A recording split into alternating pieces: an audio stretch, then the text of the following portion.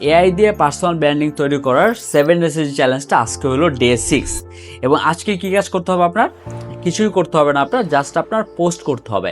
এই 5 দিন ধরে যা যা আপনি বানাইছেন, আপনি নিচ সিলেক্ট করছেন, বায়ো সিলেক্ট করছেন, দেন আপনি কন্টেন্ট পিলার বানাইছেন, দেন আপনি হুক জেনারেট করছেন, কন্টেন্টের ভিডিও স্ক্রিপ্ট বা পোস্টের স্ক্রিপ্ট রেডি করছেন।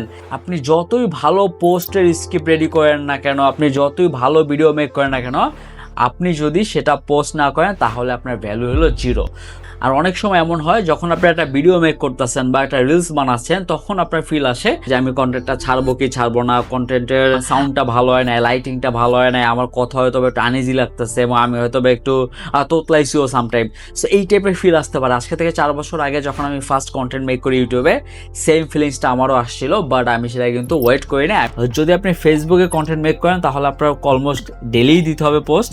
আর যদি আপনি ইউটিউবে কন্টেন্ট মেক করেন বা ভিডিও মেক করেন, সেই ক্ষেত্রে আপনি সপ্তাহে মিনিমাম একটা, আপনি যদি ম্যাক্সিমাম পারেন 2টা 3টা, তাহলে হচ্ছে সবচেয়ে বেস্ট। নেক্সট 3 to 6 মান্থ আপনার শুধু পোস্ট করে যেতে হবে এই ফলোয়ার বা রিচের কথা চিন্তা না করে।